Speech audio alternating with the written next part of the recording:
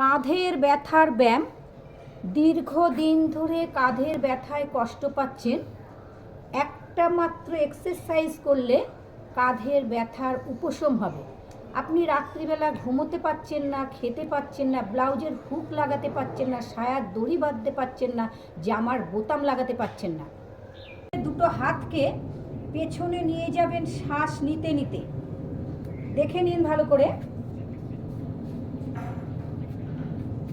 দিয়ে ধীরে ধীরে হাতের কনুইকে চাপ দেবেন, লম্বা শ্বাস নিতে নিতে।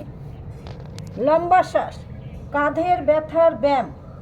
দীর্ঘদিন ধরে কাঁধের ব্যথায় কষ্ট পাচ্ছেন, একটা মাত্র ব্যায়ামে আপনার কাঁধের ব্যথা উপশম হবে। লম্বা শ্বাস। টান, শরীর সোজা একদম। চাপুন, জোরে চাপুন, জোরে চাপুন।